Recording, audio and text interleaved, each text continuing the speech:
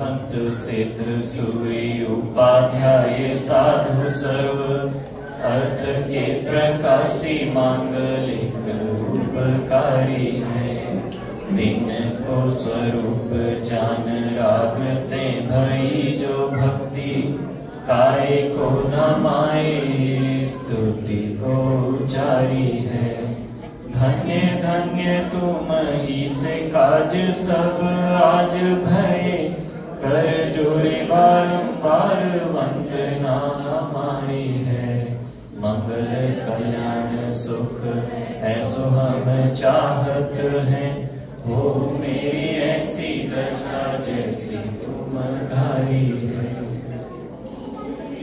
ऐसी दशा जैसी तुम धारी है। तो आज के हमारे जो गेस्ट हैं वो सभी को पता ही है, आपने पैम्फलेट देख ही लिया होगा। तो आज के हमारे गेस्ट हैं पंडित विक्रांत जी पाटनी, झालरापाटन। और उनको मंच में इनवाइट करने से पहले मैं संक्षिप्त उनका परिचय दे देता हूँ। आई थिंक सभी को उनका परिचय थोड़ा थोड़ा हो गया, बट मैं थोड़ा सा संक्षिप्त में आपको एक परिचय दे देता हूँ कि पंडित विक्रांत जी पाटनी झालरापाटन से बिलोंग करते हैं। ये झालरापाटन झालावाड़ डिस्ट्रिक्ट राजस्थान में आता है और ये चांदखेड़ी के बहुत पास है। कोटा से 85 किलोमीटर्स के पास में पड़ता है। आपका जो प्रारंभिक जो शिक्षा हुई है वो झालरापाटन में ही हुई है और उसके बाद आपने BA शास्त्री और डबल MA किया हुआ है। आपका जो MA है वो प्राकृत अपभ्रंश और जैनागम में है और आपका जो दूसरा MA है वो है आपका जैन दर्शन में। तो आप डबल आचार्य हैं, ठीक है। उसके बाद आपने JRF और नेट का एग्जाम दिया है, वो पहली बार में ही आपने क्रैक कर लिया था। और उसके बाद आपने PhD के लिए अप्लाई किया। PhD के लिए जो आपका टॉपिक था मैं देख के पढ़ूंगा, आप भी समझिएगा।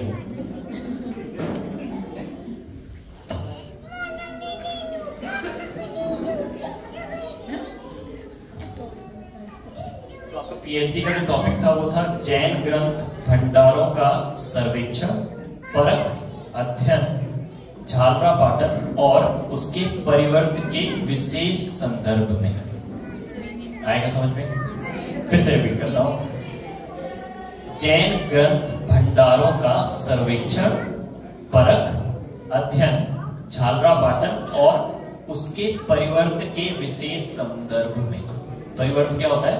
आसपास का जो एरिया है उसमें जितने भी जैन ग्रंथ भंडार हैं उनका सर्वेक्षण, परख और अध्ययन, ये आपका टॉपिक है।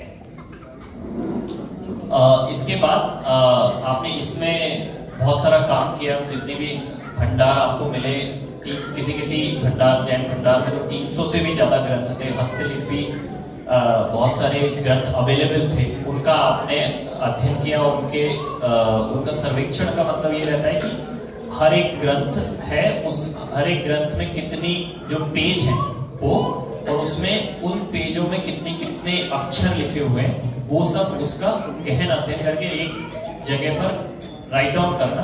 और आप सोचो कि यदि एक भंडार में 300 ग्रंथ है तो आप सोचो PhD की थीसिस में कितने पेज होंगे, समझ रहे हैं? नॉर्मल PhD थीसिस में कितने 250 पेज होंगे, लेकिन आप सोचिए कि इसमें कितने पेज हो जाएंगे। एक ही जैन ग्रंथ भंडार के हिसाब से 300 पेज तो यही हो जाएंगे, ठीक है। और इसके बाद में आप मोक्ष मार्ग प्रकाशक के संपर्क में आए, तो आपको जो मोक्ष मार्ग प्रकाशक चल रहा था, जो ऑलरेडी प्रिंटेड फॉर्म में अवेलेबल था, उसमें आपने क्या किया कि जो आपको हस्तलिखित प्रति मिली उसके हिसाब से जो भी त्रुटियां थी उसको आपने दूर किया।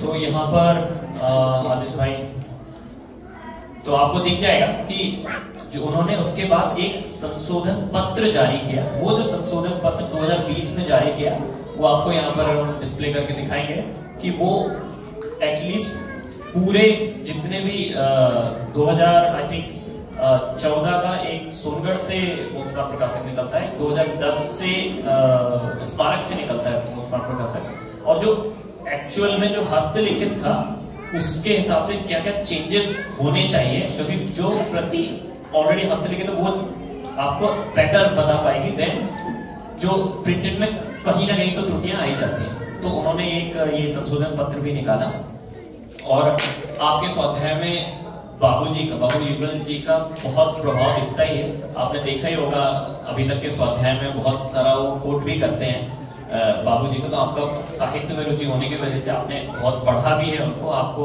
उनका समागम भी मिला 2006 में। तो ये तो आपका शॉर्ट इंट्रोडक्शन था और इसके बाद मैं पंडित जी को इनवाइट करता हूँ मंच पर, जोरदार तालियों के साथ पंडित जी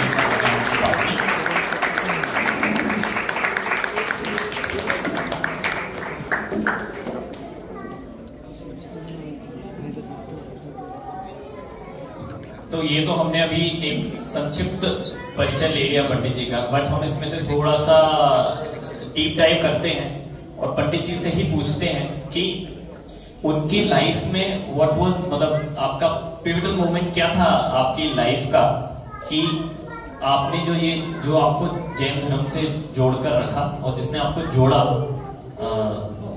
जैन धर्म से।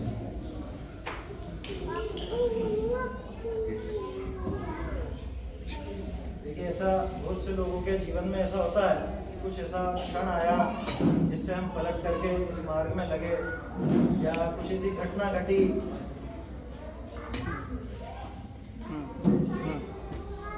बहुत से लोगों को लगता है ऐसा कि भाई कुछ ऐसी घटना घटी होगी या कुछ ऐसा मतलब विशेष बात हुई होगी या किसी ने प्रेरणा दी होगी तो फिर इधर लगे होंगे, इस मार्ग में लगे होंगे। लेकिन मतलब आपने जो कहा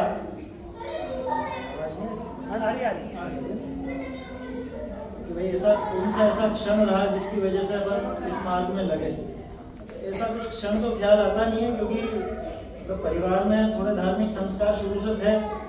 दादी को शुरू से जैसे मतलब पूजा पाठ स्वाध्याय वगैरह इनकी रुचि थी और वो कुछ भी ग्रंथ पढ़ती, कुरान वगैरह पढ़ती तो मुझे लेकर के बैठ जाती साथ में, मुझे पढ़ के सुनाओ, तो थोड़ी तो रुचि उससे थी। और बचपन से ही मैं मतलब ध्यान होता, तीसरी क्लास में था तब भी मेरे को प्रक्षाल वगैरह करने जाता था, तो वो सब चीज़ें थी। और फिर धीरे धीरे बाद में स्वाध्याय वगैरह चालू हुई तो मैं भी बैठने लगा। मैंने ऐसा कोई वो क्या कहें, मैंने ऐसी कोई फोर्स नहीं थी या कुछ इस तरह का नहीं हुआ, कोई घटना नहीं घटी कि जिससे जीवन एकदम पलट गया या पहले तो बिल्कुल विपरीत थे और एकदम से सुधर गए या धर्म में लग गए, ऐसा नहीं था। यूँ ही कह सकते हैं पूर्व भाव का कोई संस्कार रहा, तो परिवार भी वैसा मिला और किस्मत की बात कि बचपन से सिखाने वाले भी वैसे ही मिले। मतलब मुझे ध्यान नहीं आता कि कभी किसी ने गलत बात सिखाई, वो भले बाद में खुद गलत हो गया वो एक गलत बात है। जैसे जिन्होंने एक घटना सुनाता हूँ छोटी सी, जिन्होंने प्रक्षाल करना सिखाया वो ये बताते थे कि अपने को फूल केसर जरा भी लगाए मतलब बचपन में मैं जाता था तो 20-पंथी मंदिर था और वहाँ पे फूल केसर लगी हुई रहती थी, लेकिन हम लोग जब करते थे प्रक्षाल तो वो सारी की सारी पहुँचती। उन्होंने सिखाया कि जिनेंद्र भगवान की प्रतिमा जिनेंद्र देव जैसी ही होती है साक्षात, जिन प्रतिमा जिन साल, तो उसमें अपने को जरा भी कोई राग द्वेष का पोषक कुछ नहीं होना चाहिए। तो ये बचपन में उन्होंने मुझे सिखाया था, जिन्होंने मुझे सिखाया। लेकिन उसके बाद कुछ वर्षों बाद उनको पता नहीं किसी ने क्या सिखा दिया कि वो खुद फूल केसर वगैरह सब चढ़ाने लगे। मैंने कहने का अर्थ ये है कि मुझे संयोग जो मिले पुण्य के उदय से अपने आप ऐसे मिलते गए कि गलत शिक्षा देने वाला कोई नहीं मिला। वो खुद भले बाद में गलत हुआ हो या सही रहा हो वो एक अलग बात है, लेकिन ऐसा जो पाइवटल मोमेंट आप बोल रहे हो इस तरह का कोई मोमेंट तो नहीं था। हाँ, इतना जरूर है कि जीवन में परिवर्तन जो मानता हूँ मैं, एक निर्णय मेरे पापा का जो एक निर्णय था कि आज इसको जयपुर जाना है, शास्त्री करना है, वो निर्णय अपन कह सकते हैं इसमें कि आज जो मतलब जो कुछ भी आपको नजर आता है थोड़ा बहुत, तो वो उसकी देन है। अगर वो उनका निर्णय नहीं होता और मेरा भी मन जैसा नहीं बनता तो आज कुछ अलग जीवन होता, क्या पता है कैसा।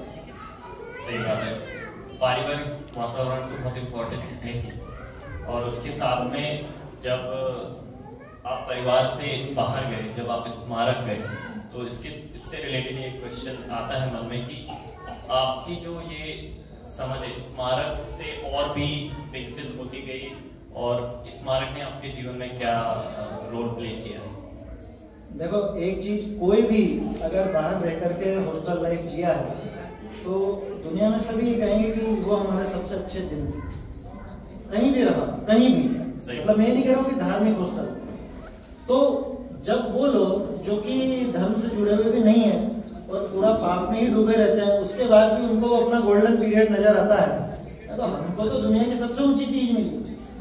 और लाइफ चेंजिंग मोमेंट जो आप कह रहे थे, तो वो तो स्मारक में जाना और वहां से वो चीजें सीखना, ऐसा नहीं कि वहीं जाकर के मैं पढ़ा और वहीं से सीखा, लेकिन उसके पहले भी समझता तो था थोड़ा बहुत, लेकिन किस तरह से शास्त्रों को पढ़ना, किस तरह से अर्थ समझना और एक समझ जो विकसित होती है, वो उम्र भी ऐसी होती है 15 से 20 साल के बीच की, आपकी जो भी पर्सनैलिटी वो उसी टाइम पर बनती है।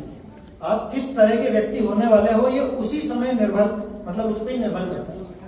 तो जाहिर सी बात है जीवन पे उसका असर तो बहुत ज्यादा है। वहाँ पे जो गुरुजन मिले, जिनसे हम पढ़े सीखे, जो साथी मिले, और सबसे खास चीज होती है न तो कोई व्यक्ति का असर होता है, न कोई बिल्डिंग का असर होता है, माहौल का एक असर। तो वो जो माहौल वहाँ पे मिला, उस माहौल का वास्तव में बहुत सही बात है। माहौल का तो फर्क पड़ता ही है। हम भी यहाँ पर वो भी निमित्त ही है ना, योग्यता खुद की काम करती है। सही बात है। तो हम भी यहाँ पर सब इकट्ठे होकर ये ऑलरेडी माहौल बनाए हुए ही हैं। अब जो आपने जो जैन सिद्धांत हमने मतलब थ्योरेटिकल रूप से पढ़े हुए हैं, और हम सभी जो यहाँ पर बैठे हुए हैं पुणे महानगर में बैठे हुए हैं, तो इस पुणे महानगर में कुछ तो हमको जो लिमिटेशंस लाइफ की दिखाई देती ही है, वो जो लिमिटेशंस हैं जैन प्रिंसिपल्स को लेकर भी, उसको हम कैसे उसको मतलब दूर कर सकते हैं, आपके इस पर क्या विचार है? देखो, सबसे सीधा तरीका तो छोड़ दो सबसे सीधा उपाय तो यही, लेकिन मुझे पता है वो कहने मात्र में और करने में बहुत हिम्मत लगती है। तो ये बात तो सही है, महानगरों में जो अपनी जीवन शैली है, आपकी जो लाइफ स्टाइल है, वो धर्म के साधन के अनुरूप तो नहीं। ये हकीकत है, मतलब आप इसको भले अन्यथा रूप में मत लेना, कोई बुरी बात नहीं कह रहा हूँ, लेकिन ये तो मानना पड़ेगा जितने बड़े नगर होंगे उतना तो आप जैन की जीवन शैली से दूर हैं, ये पक्की बात। आप मंदिर रोज नहीं जा पाओगे, वो जिनके घर पास में उनकी बात अलग है, लेकिन अधिकांश अगर 4-5 किलोमीटर दूर भी हुआ तो उसको एक बहाना मिल जाता है, अरे फिर देख लेंगे, अभी लेट हो रहा है तो आधा घंटा पहले उठ जाओ, उसमें क्या दिक्कत है? लाइफ स्टाइल चेंज करना बहुत भारी बात नहीं है। असल में चक्कर क्या है, हम वो लाइफ स्टाइल के हिसाब से खुद को मैनेज करना चाहते हैं, जबकि हमारी लाइफ उस लाइफ स्टाइल के हिसाब से नहीं चले। लाइफ स्टाइल लाइफ को किस तरह से मैनेज करना उसके हिसाब से चले। तो स्टाइल तो अपने को खुद को बदलनी पड़ेगी। आज सुबह भी जैसे अपनी संयम की चर्चा हुई, तो ऐसा नहीं कि महानगरों में अपन उसका पालन नहीं कर सकते। आप चाहो तो यहाँ भी छाने पानी का या और चीजों का जो भी अपनी बात हुई थी उनका प्रयोग कर सकते हैं, लेकिन महानगरों की जो लाइफ स्टाइल है उसको खुद को ही बदलना पड़ेगा। वो जैन शैली के अनुकूल तो नहीं, बिल्कुल भी नहीं। और एक चीज जो मैं व्यक्तिगत रूप से महसूस करता हूँ, आपको धर्म साधन करना है तो भीड़ भाड़ से अलग जाना ही पड़ेगा। एक छोटा सा उदाहरण देता हूँ। विनोद जी, ब्रह्मचारी विनोद जी थे, है ना, पहले भी शायद मैंने आप लोगों को उदाहरण दिया या नहीं दिया पता नहीं। थुगोन जी में एक नदी बहती है, उसके पास में कुटिया बना के रहते थे। एमटेक थे, मोबाइल से किसी का कोई संपर्क नहीं, किसी से बातचीत नहीं करनी, दिन भर बस अपनी कुटिया में वहां पर बैठ करके स्वाध्याय करते और कुछ नहीं। हकीकत है, ये भी उनका पता कब चला जब राकेश भाई साहब वगैरह जाके वीडियो बना करके लेके आए उनको। ब्रह्मचारी एमटेक थे, ऐसा नहीं कि ठीक है भाई पढ़े लिखे नहीं होंगे तो अलग से, सब काम धंधा नौकरी वगैरह छोड़ करके और एक तरफ जाकर भी रहने लगे। शहर में भी तब जाते हैं जब कुछ खाने पीने का सामान लाना होता, राशन लाना होता तो जाते, अपना सामान खुद लाते, खुद बनाते, खुद खाते, अपना धर्माराधना करते। दिन भर स्वाध्याय, मनन, ध्यान, चिंतन वगैरह, कोई जूम नहीं, कोई यूट्यूब नहीं, अरे किसी को सुनाने का भी भाव नहीं। ये बिल्कुल एकदम निराकुल जीवन जीने की शैली। तो मैं ये नहीं कह रहा हूँ कि आप भी कुटिया बना करके रहो या कुछ, लेकिन देखो भले बड़ा शहर छूटे या नहीं छूटे, लेकिन अपने में से बड़ा शहर तो निकालो।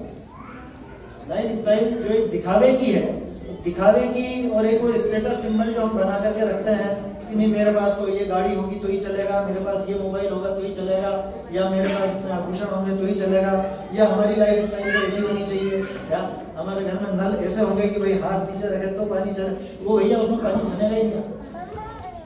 समझ में ही बात। लाइफ स्टाइल तो खुद को बदलनी पड़ेगी, जिसमें छन्ना नहीं लग सके ऐसे नलों का काम हमको क्यों लेगा, जिसमें आपके घुसते ही लाइट चालू होगी और अपने आप ही बंद होगी, ऑटोमेटिक उसमें बिजली जारी है, जीव मर रहे हैं, ऐसा काम क्यों करना।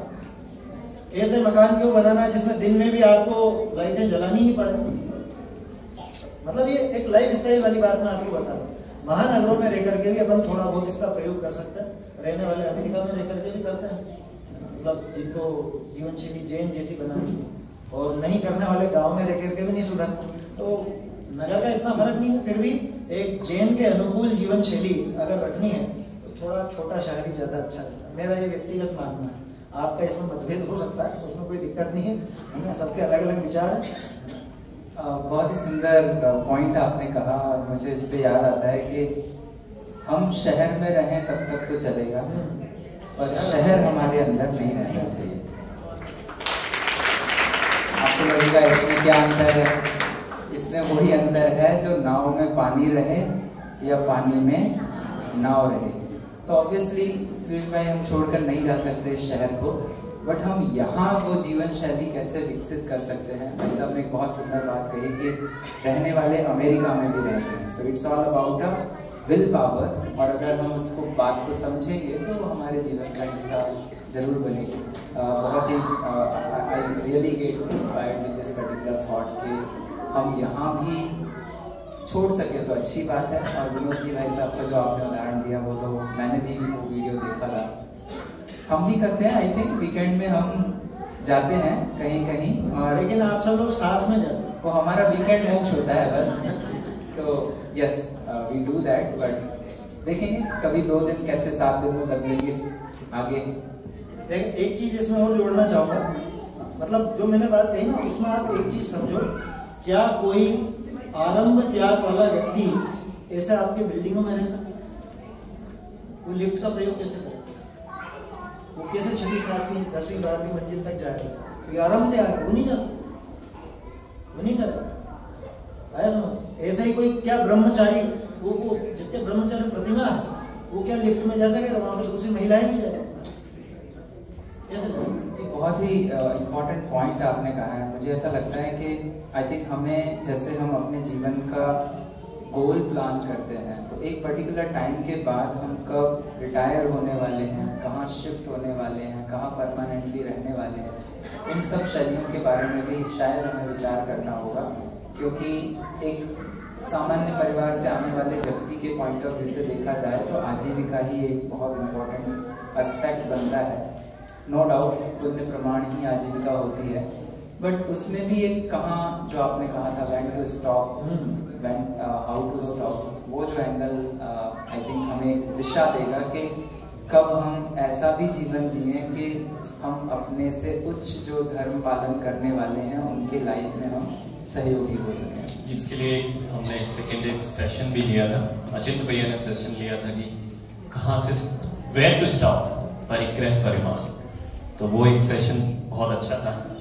और पंडित जी, ये जो हम बहुत सारी बात ये आती है कि जो यंग क्राउड में कैसा रहता है कि हेलो कैसा रहता है कि जैन प्रिंसिपल हमने पढ़े तो हैं बहुत, बट उनके माइंड में ऐसा रहता है कि जैन, वो यंग क्राउड उससे भाग रहा है, उसने पढ़ा हुआ है, लेकिन एक फैक्ट हमको जो दिखता है, आप बाहर देखेंगे तो सब दिखता है कि हम वो भाग रहा है, दैट इज अ फैक्ट। तो उसके लिए कोई एक आप रोड मैप बता सकते हैं कि वो उसने पढ़ा तो है लेकिन वो दूर जाना चाहता है उससे, क्योंकि उसको उतनी अंडरस्टैंडिंग नहीं है।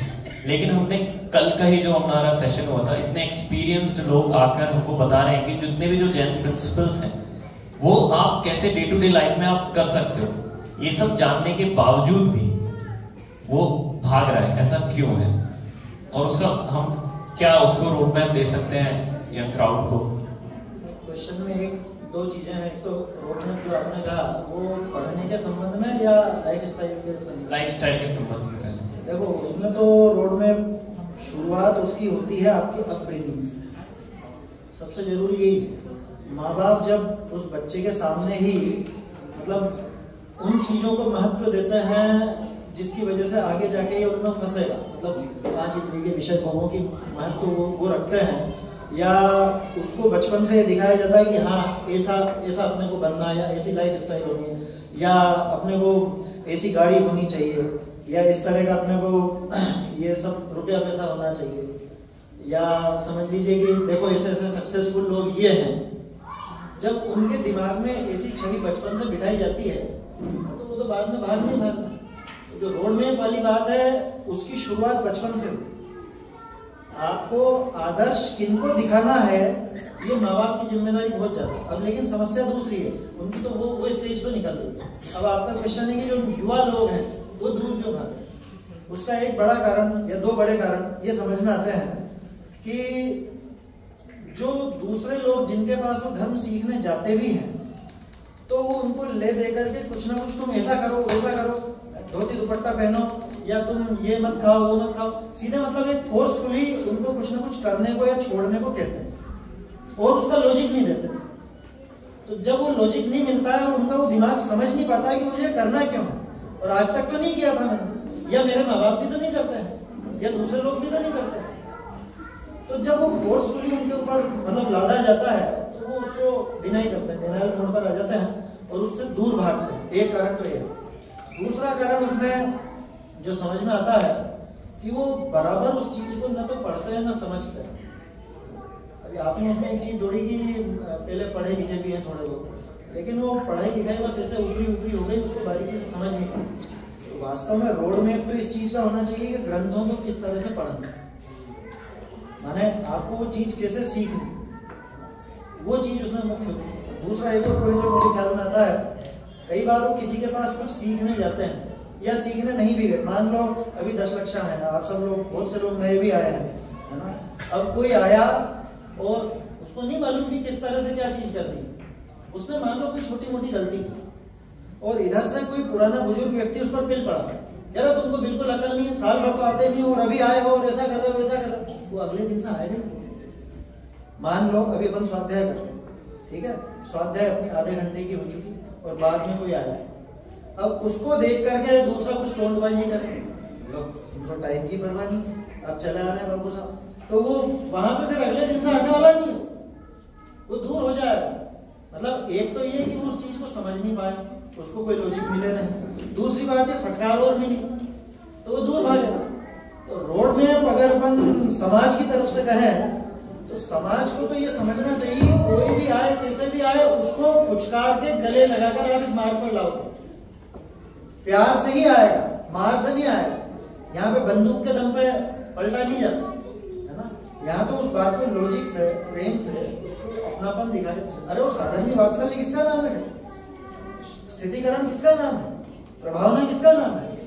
अगर आप किसी को मतलब इस तरह से फटकारोगे या उसको करोगे तो ये तो अप्रभावना का काम हो जाता है, उससे वो जुड़ेगा नहीं, टूटेगा। रही बात वो यंग लोग क्या करें, ये तो समाज की तरफ से मैंने कहा, वो क्या करें, तो एक ही उपाय है कि पढ़ने की आदत डालनी पड़ेगी, स्वाध्याय की आदत डालनी पड़ेगी। उसके बिना समझ में नहीं आने वाला, उसके बिना तो उसको पूजा भी समझ में नहीं आएगी, उसके बिना दर्शन कैसे करना ये भी समझ में नहीं आएगा, पूजा में क्या बोलना है, क्यों बोलना है, क्यों चढ़ाना है, क्या चढ़ाना है, कुछ भी समझ में नहीं आता। इसलिए पढ़ना बहुत जरूरी है। और पढ़ने के लिए मैं 2-3 पॉइंट्स उसमें कहना चाहूंगा किस तरह से पढ़ना। आई थिंक ये पढ़ने के पॉइंट पर हम आएंगे, बट आपके मूल जो आपने अभी एक हमें सॉल्यूशन दिया, इसमें आई थिंक पहला सॉल्यूशन जो झलक रहा है वो है वात्सल्य। क्योंकि बिना वात्सल्य के हम लोग एक बहुत सुंदर पंक्ति सुनते हैं हिंदी साहित्य में, बैर बढ़ाते मंदिर मस्जिद, बैर घटाती मधुशाला, कि मुझे अगर अपने दोस्त के साथ डिस्को में जाना है, पार्टी में जाना है, वहाँ तो बड़ा वेलकमिंग नेचर होता है, और मंदिर में आ जाओ तो फटकार मिलती है। So I think this as a social responsibility वो एक हमारा कनेक्ट बनता है कि हम कैसे किसको जोड़ने की एक बात हो। दूसरा पॉइंट आपने जो भाई साहब कहा था कि उसको पढ़ना पड़ेगा, बट पढ़ने के पहले समस्या ये है कि मैं जब पढ़ता नहीं था तब बढ़िया था, क्योंकि वो ढोल बजा के आराम से मस्त रह रहे हैं, आधा किलो लड्डू चढ़ा के खुशी मिल रही है, शाम को आराम से सो रहे हैं, सुकून की नींद आ रही है। आपके स्वाध्याय में आते हैं आप बताते हो कि भैया तुम तो छना पानी भी यूज़ नहीं कर रहे हो, और वो तो मैं प्रैक्टिकली घर पे कर भी नहीं पाऊंगा, तो मेरी तो रात की नींद वैसे ही गायब हो जाती है। तो ऐसी सिचुएशन में मैं बड़ा द्वंद में हूँ कि सच में जानूं भी कि बिना जान के खुश हूँ। यहाँ पे उसका भी सीधा उपाय यही है, सीधे ही कोई क्रिया मत अपनाओ, उसके पीछे जो लॉजिक है, उसके पीछे जो लिखा है उसको तो आप पढ़ो। जवाब तो मिलेगा पढ़ने से, मतलब समझने से। पढ़ने का मतलब सिर्फ वो बुक रीडिंग नहीं है, उसके बारे में अपन किसी से चर्चा करो, समझो, जो उसके विषय में ज़्यादा जानता है उससे बात करो, या उस पर और जो भी जैसे लेक्चर वगैरह सब तो उपलब्ध होते हैं वो सुनो, वो भी पढ़ना ही। देखो यहाँ जो श्रोता अपन कहते हैं, श्रोता शब्द श्रुत से बना, श्रुत का अभ्यास ही वो श्रोता। तो श्रुत लिखित भी है तो उसको पढ़ने वाला भी श्रोता है, और श्रुत बोला भी जाता है उसको सुनने वाला भी श्रोता। तो सुनना और पढ़ना ये दोनों काम तो उसको करने ही पड़ेंगे। जैसे जो आपने कहा कि ऐसी क्रिया बता दी स्वाध्याय, तो सीधे सीधे तो नहीं बताई, पहले उसके पीछे लॉजिक ही दिए। उसमें पहले जैसे अपन ने पानी छानने का एक उदाहरण दिया, तो उसमें पहले अपन ने समझा कि भाई हम भी जीव हैं, तो दूसरे भी जीव हैं, मैं दुखी होता हूँ वैसा वो भी दुखी होता है। अब अगर उसके हृदय में जरा सी दया है और वो पढ़ करके उसको थोड़ा सा लगेगा, तो वो सुधार तो अपने आप करेगा, किसी को कराना नहीं पड़ेगा। क्योंकि जैन दर्शन की एक बात बहुत अच्छी है, जबरदस्ती थोपा नहीं जाता, बच्चे पे भी नहीं थोपा जाता, उसको समझाया जाता है प्रेम से। थोपोगे तो वो उछट के दूर भागेगा, ये पक्की बात है। और प्रेम से समझाएंगे, लॉजिक देंगे तो अपना जुड़ेगा, समझेगा, आएगा। अभी आप में से बहुत से लोग हैं, जैसा आप खुद भी जानते हो, आपके हर साल जितने लोग आते हैं 2-4 नए कोई ना कोई आपसे जुड़ ही जाते हैं। मुझे बताओ किस चीज से जुड़े? वो पूजा से तो नहीं जुड़े, इतना तो पक्का है। और ये हमारा खुद का भी अनुभव है, जितनी भी हमारे यहाँ पर संख्या बढ़ी थी वो सब स्वाध्याय और पाठशाला से ही बढ़ी थी। और आपके यहाँ भी जितनी संख्या बढ़ी है, आज भी जितने हुए हैं, वो सब पाठशाला और स्वाध्याय से ही जुड़े हैं। आप कुछ करा करके नहीं जोड़ सकते। इसलिए वो पढ़ना, अभ्यास करना, मैं बार बार पढ़ना बहुत सरल शब्द का प्रयोग कर रहा हूँ, स्वाध्याय शब्द थोड़ा कठिन लगता है। तो पढ़ो, सुनो, सीखो, ये होना चाहिए, अभ्यास होना चाहिए। पढ़ना तो है ही, बट समझना ज्यादा है। पढ़ के यदि समझ जाएंगे हम तो वो ज्यादा प्रैक्टिकली उसको अप्लाई भी कर पाएंगे अपनी लाइफ में। तो पंडित जी, इसमें फिर ये बात आती है कि आज जो हम अभी देख रहे हैं इसमें कि हम तो ये मॉडर्न सोसाइटी में रहते ही हैं, ठीक है, तो इसमें मतलब इर्रिस्पेक्टिव ऑफ एज ग्रुप हमारे मतलब जीवन में एक तनाव तो है हमेशा। मतलब ऐसा नहीं है कि यदि कोई 5 साल का एक्सपीरियंस है, 10 साल एक्सपीरियंस है या 30 साल एक्सपीरियंस भी है, तो उसके जीवन में वो तनाव है। तो जैन दर्शन इस तरीके के तनाव के लिए हमको मतलब क्या समझाता है, हम इसमें क्या करें? देखो, वो तो बहुत लंबी थ्योरी है, क्या समझाता है, क्योंकि उसमें बहुत सारे सिद्धांत हैं।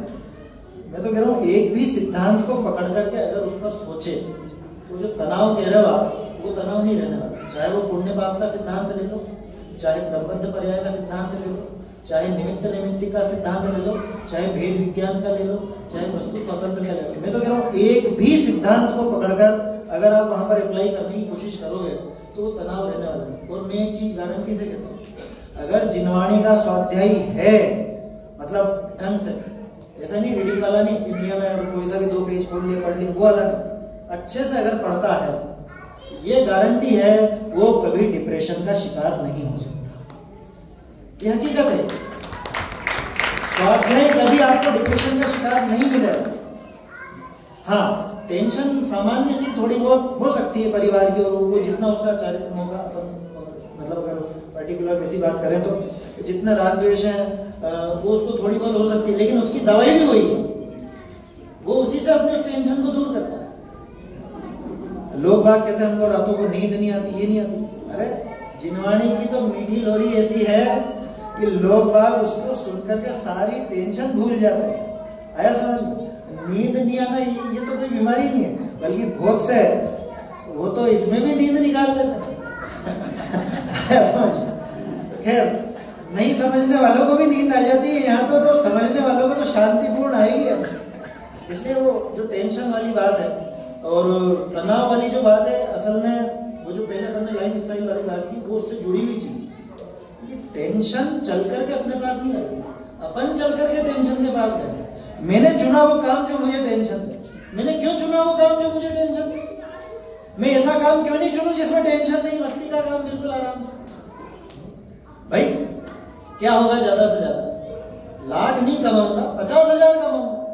खानी तो वही 2 रोटियां हैं, काम तो उसमें भी चल जाता है। अगर आपकी लाइफ स्टाइल ऐसी है कि आपको ज्यादा कोई ऐसा बहुत इच्छा नहीं है कि मेरे पास ये भी होना चाहिए वो भी होना चाहिए, तो बहुत आसानी से जीवन चल जाता है। भागचंद जी बहुत बड़े विद्वान हैं। आप जीवन के टेंशन की बात करो तो बनारसी दास जी और भागचंद जी, इनका जीवन पढ़िए।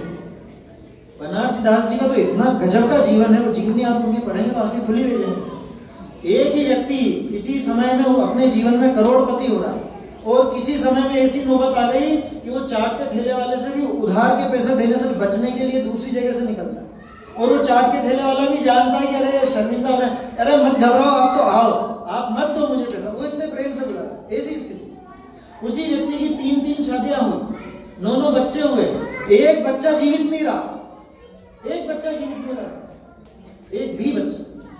सोचो जीवन में कैसी उटपटांग हरकतें होंगी। और शादी करके आ रहे हैं, उधर कोई मर रहा है घर में, कोई कैसा हो रहा है, कोई कैसा, मतलब कितनी विपरीत उनकी जीवन में परिस्थितियां बनी है, लेकिन फिर भी उनकी शांति बन नहीं। सामान्य थोड़ी बहुत तो टेंशन होती है, लेकिन उसका उपाय उनके पास। भागचंद जी जीवन में कभी भी आर्थिक स्थिरता नहीं मिली, कभी भी नहीं। एक गांव से दूसरे गांव में गए, दूसरे से तीसरे में। आपको पता है भागचंद जी कहाँ गए? ईसागढ़ में रहे, वहां काम नहीं बना। ग्वालियर गए, वहां काम नहीं बना। जयपुर गए, मरण कहाँ पे हुआ? समाधि मरण हुआ उनका, कहाँ पे हुआ? मंदसौर में हुआ। बताओ, मतलब वो व्यक्ति कितना घूमे, कितने बने। और समाज को जब पता चला इतने बड़े विद्वान हैं, तो उन्होंने उनकी सहायता भी करने की कोशिश की।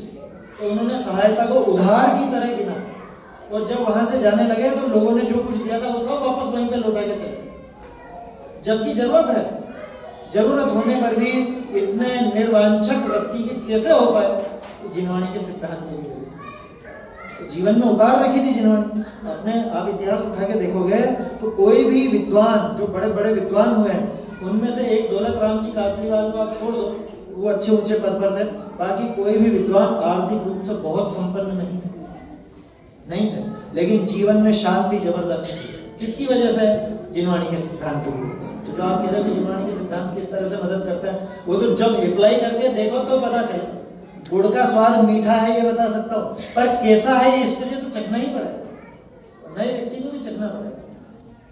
बहुत ठीक बात है, क्योंकि मणि कांचन संयोग जिसे कहा जाता है कि सरस्वती और लक्ष्मी दोनों एक जगह मिले, ये बहुत रेयरेस्ट कॉम्बिनेशन है। इन जनरल हमेशा ही ये अपने को द्वंद्व देखने को मिलता है। बट मैं आपके कन्वर्सेशन से एक बहुत फनी बात निकालता हूँ कि हमारी स्वाध्याय सभाएं, स्वाध्याय के माध्यम से जो टेंशन रिलीफ करे वो तो एक अलग ही बात है, पर यहाँ आके शांति से जो नींद निकालने वाला जो आपने पॉइंट कहा है वो बड़ा ही सुंदर पॉइंट है। मैं सच में बता रहा हूँ, कितने लोगों की टेंशन तो जिन लोगों ने फिजिकल सभाएं सच में अटेंड की हैं, कितने लोगों की टेंशन तो इस सभा में खत्म ही हो जाती थी। मतलब ये जो एक व्यवस्था है, एंड आपने जो 2 विद्वानों का रेफरेंस दिया, आई थिंक ये एक बहुत सुंदर इशारा कर रहा है कि हमें ढूंढना पड़ेगा कि हमारे जैसा भी कोई है। महानगरों की एक बड़ी समस्या ये है कि मैं अकेला जूझ रहा हूँ अपनी समस्या से, अब कहूँ किससे जाके? तो कह ना पाने का जो दुख है वो आई थिंक हमारा BBS MPN ग्रुप पूरा कर सकता है कि हम अपने साधर्मियों को ढूंढें, इसमें इनसे बात करें, इनसे मिलें। तो एक स्वाध्याय सभा के साथ साथ जो एक पैकेज पूरा उसमें मिलता है, आई थिंक ये एक स्ट्रेस रिलीफ का एक बहुत बड़ा मंत्र हो सकता है कि वो सिर्फ आपको स्वाध्याय नहीं देता है, बल्कि आपके जीवन के बहुत सारे एस्पेक्ट्स को एब्जॉर्ब करके एक बहुत सुंदर स्वस्थ चित्रण आपका प्रस्तुत करता है। इसमें एक चीज और जोड़ना चाहूंगा। दर्शन पहाड़ में जाता है, जिन वर्ण मोसा मैडम, जिन वचन अमृत औषधि, अमृत औषधि कहा है। जन्म मरण के दुखों को तो दूर करती है, लेकिन आप जो स्ट्रेस और ये सारी बात कह रहे हो, ये तो चुटकी बजाते दूर होती है। मेरी गारंटी है, आप करके देख लेना, जब भी टेंशन हो या कुछ ऐसा हो, कुछ नहीं सूझ रहा है, मोक्ष मार्ग प्रकाशक आंख मीच के कोई सा भी पन्ना खोल लेना, पढ़ लेना, 5 मिनट में टेंशन दूर नहीं होगी मेरी गारंटी। हाँ, समझ करके रीडिंग लगाने में गारंटी नहीं, कंडीशन तो रहेगी, समझने की कंडीशन तो रहेगी। सही बात है। और एक इसमें किसी से आप बात करें जो यंग जनरेशन जो तनाव और ये फेस कर रहा है, उसमें से एक बहुत ही कॉमन क्वेश्चन निकल के आया मेरा जो भी डिस्कशन हुआ सभी के साथ में, कि यहाँ पर हम एज अ वर्किंग पेरेंट रह रहे हैं, दोनों जो पति पत्नी दोनों ही जॉब करते हैं, तो आप इतनी जगह पर आप जाते हैं तो उनमें आप क्या चैलेंजेस देखते हैं रिलेटेड टू जैन फिलॉसफी से मतलब जो जुड़ना भी चाहते हैं, बट बिकॉज दोनों ही काम कर रहे हैं तो वो ना तो खुद भी कुछ कर पा रहे हैं और ना ही अपने बच्चों को कुछ दे पा रहे हैं। देखो, इसमें एक चीज है, मतलब मेरा व्यक्तिगत रूप से मानना है, दोनों तो काम करने वाले नहीं होने चाहिए, दो में से एक जना काम करे। उसका कारण यह है कि बच्चों को संस्कार सबसे पहले माँ बाप से मिले। दो में से एक को, तो मैं ये नहीं कह रहा हूँ कि पुरुष या महिला, अगर महिला काम पे जाती है तो पुरुष घर में रहे, वो अपने समाज के हिसाब से अपने को अजीब लगती है बात, लेकिन हकीकत है ये दोनों में से एक को तो वो काम। अच्छा, और घर को संभालना ये कोई मामूली काम थोड़ी ना, बच्चों को संभालना मेरी नजर में लौकिक काम में सबसे महान काम है। नई पीढ़ी को उस लायक करना, नई पीढ़ी को धर्म मार्ग से जोड़ना, ये मामूली बात नहीं है। और उसके लिए दोनों में से एक का तो घर पे टिकना जरूरी है, नहीं तो फिर तो आया है पालेगी बच्चों को, और फिर तो जैसी आया है होंगी वैसी वो बच्चे बने। आया तो समझते हैं नैनी आज दिन में कुछ बात आई थी इस पर, तो इसलिए दोनों में से एक को तो रुकना चाहिए। मतलब ये मेरी व्यक्तिगत सोच है, आपकी अलग अलग सोच हो सकती है, वो तो सबका डिफरेंस है। अब रही बात चैलेंजेस, चैलेंज तो देखो हम लोगों को इतने नजर नहीं आते। उसका कारण यह है कि लोग हमारे सामने चैलेंज दिखाएंगे। भाई आपने कहा आप बाहर जाते हो, दूसरे लोगों से मिलते हो, तो हम तो जाते हैं अष्टानी का 10 लक्षण में। लोगों की प्रवृत्ति, जैसे अपन ने आर्जव के समय बात की थी, पूछता तो होगा लेकिन हाँ कभी कभी पूछते हैं, बिल्कुल पूछते हैं, पूछने को तो बहुत अलग अलग तरह की बातें भी पूछते हैं, है ना। अब वो तो यूं सोचते हैं भाई सारे जवाब हैं इनके पास, सारे जवाब किसी के पास नहीं होंगे, समझ में ही बात। लेकिन पर्सनल लाइफ से संबंधित बहुत सारी बातें, और ज्यादातर टेंशन वाली बातें, और जिसमें ज्यादातर जो मुझे समझ में आती है, खासतौर पे जो अपने धर्म से रिलेटेड बात की, अधिकांश की समस्या ये रहती है कि मान लो पति को धर्म में रुचि है, तो पत्नी को रुचि नहीं, या पत्नी को रुचि है और पति को रुचि नहीं। बड़ी भारी समस्या है, बड़ी भारी समस्या, क्योंकि अब तो शादी हो चुकी, ठीक है ना। और अपने अब संबंध विच्छेद वाली बात अपन नहीं करते, अपने को उचित लगता नहीं, क्योंकि ठीक है जैसा भी है, पुण्य का उदय पाप का उदय स्वीकार। बैरिस्टर चंपक राय जी, नाम सुना आपको, बड़े विद्वान थे बैरिस्टर चंपक राय जी, काफी अच्छी अच्छी पुस्तकें उन्होंने लिखी। कंपेंडियम टू जीनियस बहुत अच्छी पुस्तक है, उसमें उन्होंने ये जो अपना संवेदना वाला आंदोलन हुआ था, उसमें उनकी एक पुस्तक बहुत प्रसिद्ध हुई। मतलब हम लोगों ने तो बहुत फॉरवर्ड की थी, क्योंकि उन्होंने उसमें अच्छी तरह से सिद्ध किया था ये आत्महत्या नहीं है। तो बैरिस्टर चंपक राय जी के जीवन में क्या हुआ कि उनकी पत्नी पागल थी।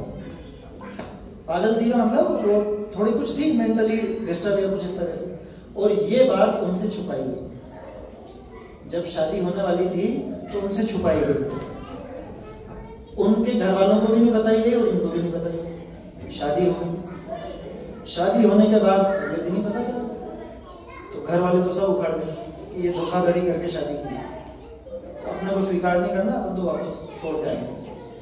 बैरिस्टर चंपक राय जी ने क्या कहा, नहीं, मेरे पुण्य पाप के उदय अनुसार जैसी मिलनी थी सो मिली है, मैं उसको निभाऊंगा। मेरा उदय है, मैं भोगूंगा उसमें, कोई क्षमता है, ठीक है। मैं ये बात किसकी कह रहा हूँ कि जिसमें पत्नी मेंटली थोड़ी सी डिस्टर्ब थी, धर्म विरोधी थी ऐसा नहीं, और बाद में कई वर्षों में उनका जो व्यवहार था बैरिस्टर चंपत राय जी, उस व्यवहार से धीरे धीरे धीरे धीरे वो सुधरी। उन्होंने जो भी किया ट्रीटमेंट, मतलब देखो असली तो वात्सल्य वाली बात है। उन्होंने जिस वात्सल्य से उसको रखा और जिस तरह से उसको ट्रीट किया, परिवार वाले नहीं थे, लेकिन उन्होंने उसको बिल्कुल एक पत्नी का दर्जा दिया और अपने समकक्ष माना, उसको सम्मान दिया, और जैसे भी मतलब उनके व्यवहार से सुधर गई बात, मतलब उसकी वो स्थिति सुधर गई। मैं ये उदाहरण क्यों दे रहा हूँ, आपका प्रश्न तो दूसरा, मतलब अपन ने जो बात उसमें देखी कि पत्नी विपरीत है, पति विपरीत है, तो इसमें मतलब दिक्कत तो आएगी और गारंटी नहीं है कि वो सुधर भी जाए, गारंटी नहीं, लेकिन हम कोशिश ही तो कर सकते हैं।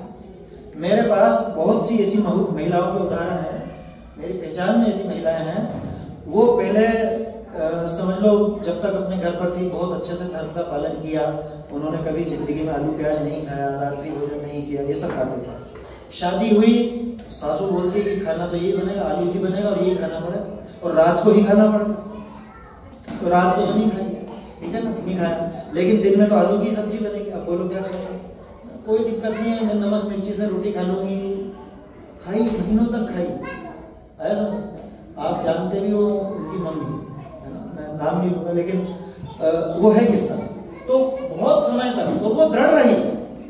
आज आलम यह है कि पूरा परिवार, सास ससुर देवर देवरानी पति, उन सबको उसने पलट दिया, उन महिला ने पलट दिया, मतलब वो आज के युग की सतियां हैं ये।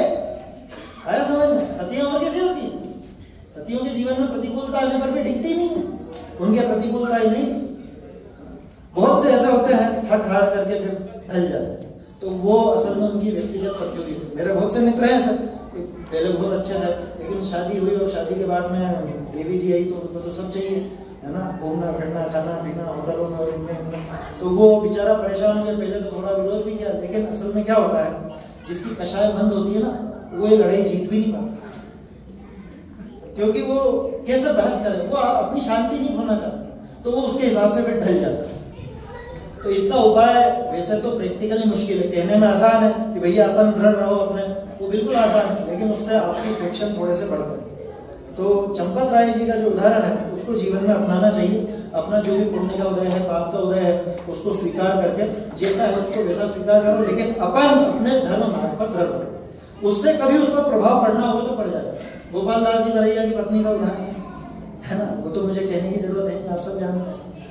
तो इसका उपाय अगर कहीं हो सकता है तो शादी के पहले हो सकता है। शादी के पहले कैसा, भैया जीवन साथी ऐसा चुनना, या अपने जो भी बच्चों के लिए अगर देखना तो ऐसा देखना कि जो साधर्मी हो, जिसमें धर्म के प्रति प्रेम हो, जो उस बात को समझता, क्योंकि विपरीत अगर चुन लिया तो आपने गड्ढे में धकेल दिया अपने बच्चे या बच्ची।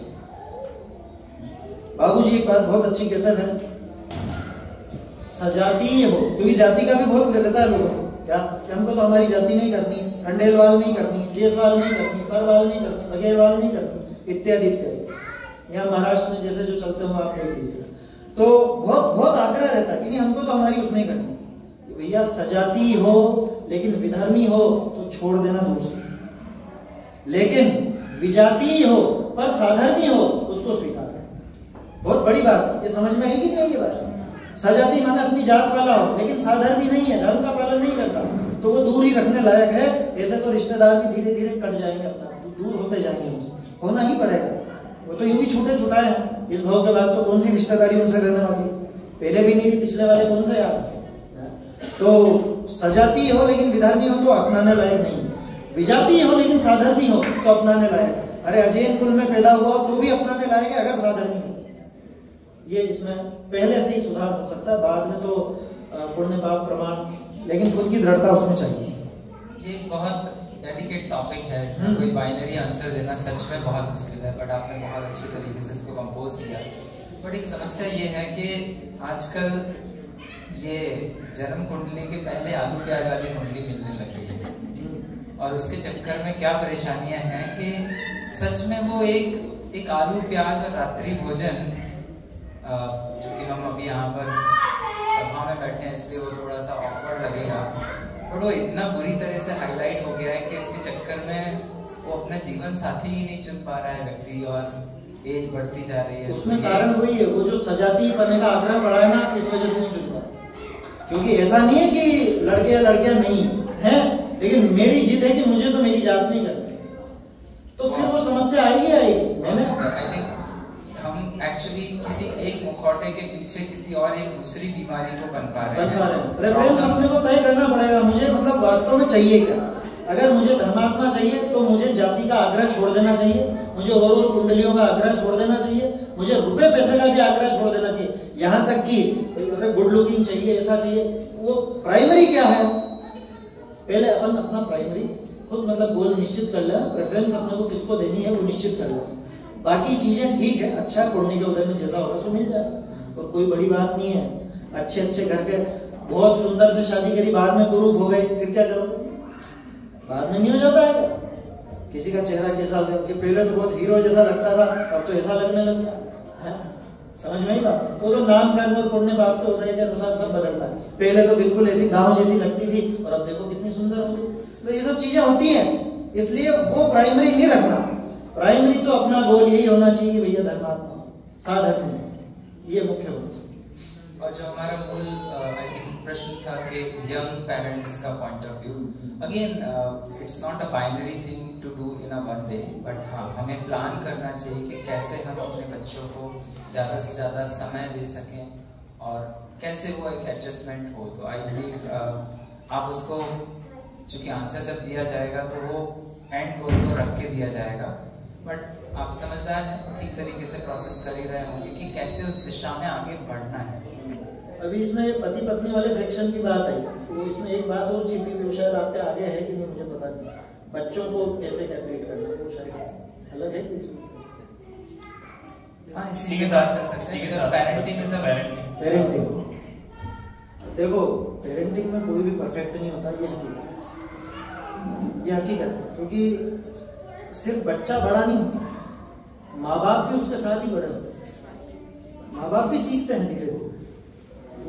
अभी लग रहा है छोटे छोटे बच्चे तो सभी प्रेम करते हैं, लेकिन जब वो 3 साल का, 4 साल का, 5 साल का हो और फिर वो उधम मचाएगा, बदमाशी करेगा, कुछ तोड़ फोड़ करेगा, उस टाइम पे आपके एंगर इश्यू आपके होंगे, तो फिर रिएक्शन उधर से भी आएगा। इन सब चीजों को किस तरह से हैंडल किया जाए, है ना, तो वो एक अलग विषय है। वो तो साइकोलॉजी और जो भी है वो अपना विषय नहीं। अपना विषय इसमें यह होना चाहिए कि पेरेंटिंग किस तरह से करें कि उसकी धर्म में रुचि लगे। ये मेरे ख्याल से प्रश्न ये होना चाहिए कि हम उसको बचपन से कैसे उस मार्ग में जोड़ें, है ना। समय तो ज्यादा हो रहा है तो मैं शॉर्ट में उसको करूंगा। वास्तव में बच्चे सीखते हैं देखकर, मेरे ख्याल से इसका आंसर है बच्चे देखकर सीखते हैं। छोटा सा उदाहरण देता हूँ, पहले पढ़ा था मैंने कहीं कि ट्रेन में एक महिला सफर कर रही थी, है ना, उसके साथ उसकी बच्ची बैठी थी, इसके हाथ में भी मोबाइल, उसके हाथ में भी मोबाइल। अब वो थोड़ी दूर पर उसने देखा कि एक सीट पर एक महिला बैठी है, उसके पास भी बच्ची है, वो औरत भी पढ़ रही है और उसकी बच्ची भी पढ़ रही है। तो वो उसने पूछा कि मैडम आपने ये कैसे किया? उसने कि क्या किया? आपकी बच्ची को पढ़ने की आदत है, हमारी बच्ची को तो हम कहते हैं तो नहीं पढ़ते। हमें पता नहीं कैसे हुआ, बस ये जो देखती है वो करती है। उसका जवाब कितना गजब का है, ये बस नकल करती है, ये देखती है जो करती है। तो सीधा सा जवाब यह है कि जैसे आप रहोगे वैसे आपके बच्चे रहेंगे। ये हकीकत है, मैंने मेरे जीवन में देखा, मेरे घर पे देखा। मैं कहना नहीं चाहता, लेकिन मेरा बेटा है, उसको बचपन से पढ़ने की आदत है। उसने पढ़ने की आदत कहाँ से? उसने अपने बाबा को देखा, उसने दिन भर उनको स्वाध्याय करते देखा। मैंने बहुत से फोटो उनके जैसे खींचे, इधर वो बैठे हुए हैं पापा और इधर वो मेरा बेटा बैठा हुआ, दोनों ग्रंथ खोल के बैठे, ये प्रद्युम्न पुराण पढ़ रहा है और ये इनका जो भी इनको पढ़ना वो पढ़। तो ऐसे कई बार ऐसा मन देख करके बहुत खुश होगा। मतलब आप भी सोचो आपके जीवन में ये कितना सुंदर दृश्य होगा, ये दादा पोता, बाप बेटा, भाई भाई, पति पत्नी साथ में बैठ करके पढ़ रहे हैं, कितना गजब का दृश्य होगा। तो पेरेंटिंग तो इस तरह से होनी चाहिए। ये जो बात आपने सच में कही है कि एक्चुअली पेरेंट बनना मतलब अपना एक बहुत बड़ा त्याग उसमें शामिल होता है। हम चाहते हैं कि हम पेरेंट्स तो बन गए बट अपनी लाइफ का कुछ हिस्सा सच में छोड़ना नहीं चाहते। तो सच में ये हमें सोचना होगा कि जो जीव हमारे घर में आया है जैन कुल में आया है, उसके प्रति हमारी सच में क्या रिस्पॉन्सिबिलिटी बनती है। So I think being a responsible parent without taking any stress, that is the mantra we need to drive from it. I think हमने जिन्होंने चाइल्ड साइकोलॉजी पढ़ी है उसमें भी यही बात आती है कि बच्चे को आप बोल के नहीं कुछ सिखा सकते हो, बच्चा जो देखेगा वही करेगा। ये तो सभी को पता है, मतलब और यंग पेरेंट्स को, और आजकल के जमाने में डिजिटल जमाना है उसमें तो सब पढ़ लेते हैं, देख लेते हैं सब्जेक्ट। और माएँ चाहती है बच्चा मोबाइल नहीं चलाए, अरे वो खुद बैठ करके उनके सामने चलाएगी तो कैसे छोड़ देगा? सही बात है। एक आई थिंक एक अंतिम प्रश्न लेकर हम यहाँ पर समाप्त करेंगे। एक जो प्रश्न आता है मन में कि जो जैन धर्म में जो हम अभी समाज का जो परिवेश हम देख रहे हैं उसके हिसाब से क्या हो सकता है इस जैन धर्म का फ्यूचर? हम ऑलरेडी 2500 साल हमारे हो गए, अभी 18,500 साल और हैं, तो उसमें क्या मतलब आप क्या देखते हैं जैन धर्म का स्वरूप? देखो अब इसके अपन मतलब आप यूँ कहना चाह रहे हो 18,500 साल तक चलेगा या नहीं चलेगा? सीधा प्रश्न यही है। अभी के परिवेश के हिसाब से देखो अपन हिस्ट्री अगर देखें जैनिज्म की तो कोई कंटिन्यूटी ऐसी नजर नहीं आती। आप देखोगे आदिनाथ जी से अजितनाथ जी के बीच में ही आधा पूरा चौथा काल निकल गया, आधा चौथा काल, और बीच में शांतिनाथ जी तक बीच में धर्म की विच्छित्ति हुई, फिर वापस से धर्म बनवा। तो वो लोग कहाँ से प्रकट हुए? मतलब कहने का अर्थ है, लौकिक में भी अपन देखते हैं, वैज्ञानिक लोग बताते हैं वो जैसे एंडेंजर्ड स्पीसीज होती हैं, विलुप्त प्राय, ये तो विलुप्त प्राय हुए, बहुत से तो विलुप्त हो चुके थे, और फिर कुछ दिन पहले पता चला वहां के जंगलों में ये जानवर फिर से देखा गया, इतने सैकड़ों वर्षों बाद देखा गया। तो ये क्या हुआ? देखो वो रुक करके थोड़ा थोड़ा ऐसा चलता तो रहेगा, यहाँ नहीं वहां नहीं यहाँ। हिस्ट्री में आप देखोगे तीर्थंकर सब यूपी बिहार और इस साइड से, ठीक है। उसके बाद जो अपने आचार्य हुए भद्रबाहु स्वामी के बाद में, जब अकाल पड़ा उसके बाद सारे आचार्य, कुंद आचार्य, समंत भद्र आचार्य, सब साउथ से, तो कहां से कहां पहुंचे। उसके बाद फिर देखोगे विद्वान सारे जयपुर, आगरा और इस एरिया, मतलब देख रहे हैं ना अपन, समय के हिसाब से क्षेत्र बदल रहा है, कभी कुछ कभी कुछ। इस युग में देखो तो गुजरात से क्रांति हुई, पूरे देश भर में फिर कोई आश्चर्य नहीं, 150, 200, 300 साल बाद भारत में कम रह जाए, अमेरिका में ज्यादा हो जाए, तो वो कोई विशेष बात नहीं, लेकिन चलेगा। देखो और फ्यूचर देखें तो फ्यूचर तो हमेशा ब्राइट है, क्योंकि फ्यूचर किसी को और का रहता नहीं। फ्यूचर तो आप कह रहे हो धर्म का, ठीक है ना, धर्म का क्या फ्यूचर? धर्म क्या चीज? वापस वही प्रश्न करता हूँ, बेसिक सोचो, धर्म क्या है? न धर्मो धार्मिक है, तो जो धार्मिक का फ्यूचर है वो धर्म का फ्यूचर है, क्योंकि धर्म तो उस धार्मिक की पर्याय है। धार्मिक रहेंगे और रहेंगे, कम रहे ज्यादा रहे वो एक अलग मुद्दा है, यहाँ रहे वहां रहे वो एक अलग मुद्दा है, लेकिन वो रहेंगे तो चलेगा, वो तो चलेगा, 18,500 साल भी चलेगा। कभी धार ज्यादा दिखेगी, कभी धार पतली दिखेगी, लेकिन वो धार बनी रहेगी, ये मेरा मानना है। और अपन चिंता क्यों करें, अपने जीवन तक तो रहेगा कि नहीं रहेगा, बस अपने को अपना कल्याण करना है, बाकी जो जीव होंगे वो हमने देखेंगे। समय को देखते हुए हमें अभी यहाँ विराम लेना होगा, बट बहुत सारे प्रश्न ऐसे हैं जिनके उत्तर अब आपको आगे के स्वाध्यायों में मिलेंगे। भाई साहब के इस लास्ट पॉइंट को अगर कंक्लूड किया जाए तो बहुत सुंदर बात है कि हम इस बात की चिंता ना करें कि जैन धर्म का क्या होगा, हम इस बात की चिंता करें कि हमारा क्या।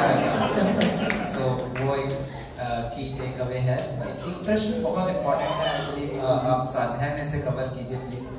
और वो प्रश्न ये है कि एज अ बिगनर मुझे पता नहीं, बट मैं आ गया यहाँ पर, चालू किया मैंने, बट कोई एक रोड मैप हो जिससे मैं जैनिज्म को समझ सकूं प्रॉपर वे में। 6 महीने का कोर्स, साल भर का कोर्स, 1.5 साल का कोर्स, मेरे शॉर्ट टर्म गोल क्या हो, लॉन्ग टर्म गोल क्या हो, इस पर आपसे मैं आग्रह करूँगा। 5 मिनट में तो ले सकते हैं।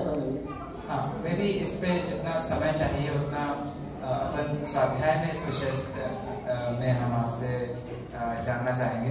क्विकली अगर आप 5 मिनट में। क्विकली तो 2-5 पॉइंट्स इसमें देख सकते हैं अपन। एक तो जो आपने कहा कि थोड़ा बहुत तो सीखा, पहले तो ये जरूरी है कि जैन दर्शन अगर पढ़ रहे हैं तो एक व्यवस्थित तरीका होना चाहिए।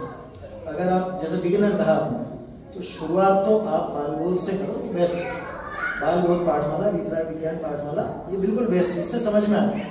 शुरुआती चीजें हैं छेड़ाला, मोक्ष मार्ग प्रकाशक, ये शुरुआती है। मोक्ष मार्ग प्रकाशक बहुत ऐसा वो नहीं कि आपको बहुत बुद्धि चाहिए उसके लिए। हाँ, ये है कि जगह जगह पर उसमें अध्यात्म की बारीकियां हैं, तो वो तो जैसे जैसे पढ़ते जाएंगे समझ में आएंगी, तो शुरुआत वहां से कर सकते हैं। अब पॉइंट्स क्या है, किस तरह से पढ़ना, उसके थोड़े से मैं आपको बता दूं जो मुझे लगे। एक तो पढ़ना रेगुलर, वो छोड़ना नहीं, हार के भी नहीं छोड़ना कि अरे अब समझ में नहीं आ रहा, कुछ आएगा, कोई ना कोई एक क्लू मिलेगा जहां से वो पूरी बात क्लियर हो जाएगी। इसलिए हार के छोड़ना नहीं, निरंतर पढ़ना, निरंतर। एक पढ़ने की आदत ऐसी नहीं होनी चाहिए कि आज ये किताब उठाई, ये खोल लिया, वो किताब उठाई, कल उसको खोल लिया, 2 पेज इसके पढ़ लिए, 2 पेज उसके पढ़ लिए, ऐसा नहीं। जो भी पढ़ो आद्योपांत पढ़ो, शुरू से लेकर आखिर तक। ये जरूरी है क्योंकि प्रकरण उसके बिना समझ में नहीं आता। उसके अलावा एक जो सबसे खास चीज है वो कहना चाहता हूं, क्योंकि आज का समय भटकाने वाला बहुत है। किसी भी अगर वो व्याख्या है या कुछ भी है, किसी ने कुछ अपने तरफ से लिखा है, छापा है, उस पर सीधे सीधे विश्वास मत करो। क्वेश्चंस आपके होने चाहिए, क्वेश्चंस होने चाहिए, और क्वेश्चन का जवाब आपको तभी मिलेगा जब आप मूल से देखो। अगर हो सके तो कोशिश ये करो कि आचार्यों के मूल ग्रंथ जरूर पढ़ना चाहिए। संस्कृत नहीं आती कोई दिक्कत नहीं, हिंदी उपलब्ध है उनकी, है ना। प्राकृत नहीं आती, हिंदी उपलब्ध है। मूल ग्रंथ जरूर पढ़ो, उसकी आदत डालना चाहिए, क्योंकि जितनी भी भ्रांतियां चलती है ना, ज्यादातर व्याख्याओं की वजह से चलती है। मूल में वो बात होती नहीं और व्याख्या में आ जाती तो गड़बड़ हो जाती। पुराणों में भी ऐसा ही होता है, मिलावट बहुत जगह हो जाती है, तो वो समझना बहुत जरूरी है, ठीक है ना। और कुछ भी अगर छपा हुआ है तो उसको ये मत समझो ये प्रामाणिक है, छप गया तो प्रामाणिक है, संस्कृत में लिखा है तो प्रामाणिक है, या प्राकृत में लिखा है तो प्रामाणिक है। एआई के जमाने में ये बात ही बेमानी है। मैं हिंदी में कुछ भी लिख करके और संस्कृत प्राकृत में ट्रांसलेट करवा सकता हूँ, कुछ भी कर सकता हूँ। तो वो लिखा होना, पुराना होना, हस्तलिखित होना भी प्रामाणिक नहीं है। मैं इतनी बड़ी बात कह रहा हूं आपसे। प्रामाणिकता की निशानी क्या है वो आपको मिलेगी मोक्ष मार्ग प्रकाशन में। 8वां अधिकार आप पढ़ो, उससे समझ में आएगा कि ग्रंथ कैसा प्रामाणिक होता है, कैसे उसको स्वीकार करना है, कैसे नहीं करना। कुल मिला के 2 उसके छोटे से पॉइंट्स हैं, वीतरागता और अहिंसा। ये 2 मुख्य चीजें। अगर उस बात से वीतरागता और अहिंसा का पोषण होता है तो स्वीकार करना, वीतरागता अहिंसा का पोषण नहीं होता है तो समझ लेना मामला गड़बड़ है। ये एक छोटी सी प्रामाणिकता, ठीक है ना। और आखिरी पॉइंट तो यही कहूंगा मैं, 8वां अधिकार जरूर पढ़ो। जो अपन ने क्रम चालू किया तो 8वां अधिकार जरूर पढ़ो, मतलब बालबोध वगैरह वो सब भी पढ़ा। अब अपने को कुछ मूल ग्रंथ तैयार, उसकी तैयारी करनी है, पढ़ना। उसके पहले 8वां अधिकार मोक्ष मार्ग प्रकाशन का जरूर पढ़ लेना चाहिए। और अंत में आमनाय जरूरी। आमनाय माने बार बार उसको दोहराना, याद करना भले नहीं हो, दोहराना जरूरी है, क्योंकि अपना ज्ञान इतना बड़ा नहीं है कि अपन उसको याद रख सके। अच्छे का ज्ञान धोखा दे जाता है, 1 सेकंड में धोखा दे जाता है। ना तो ज्ञान का घमंड करना, और निरंतर आमनाय जरूर होना चाहिए। बार बार जो अपन ने पढ़ा उसको दोहराना जरूर चाहिए। करत अभ्यास को निशान तभी पढ़ेगा उसको। So I'll conclude this particular question in 2 words. Continuity चाहिए, कंसिस्टेंसी चाहिए, और कंसिस्टेंसी के साथ साथ आपको थोड़ी मेहनत तो करनी पड़ेगी। कुछ पाने के लिए कुछ खोना पड़ेगा। हमारी लाइफस्टाइल में ये स्वाध्याय कैसे इंटीग्रेट हो सकता है ये आपसे बेहतर और कौन जान सकता है। यहाँ पर हम विराम लेंगे। जिनवाणी के संबंध में एक बहुत सुंदर बात कही थी भाई साहब ने, वीतरागता की पोषक ही जिनवाणी कहलाती है, यह है मुक्ति का मार्ग निरंतर हमको जो दिखलाती है। ऐसी जिनवाणी माता के गोद में हम अपना सारा स्ट्रेस, सारी समस्याओं का समाधान ढूंढें। इसी भावना से अभी यहाँ विराम लेते हैं। विशेष चर्चा आगे होती रहेंगी। आपके सारे प्रश्न के उत्तर इस जिनवाणी माता के आलोक में भाई साहब के माध्यम से अगले 4 दिनों में हमें और मिलेंगे। अभी के लिए यहाँ विराम लेते हैं। जय जय श्री राम।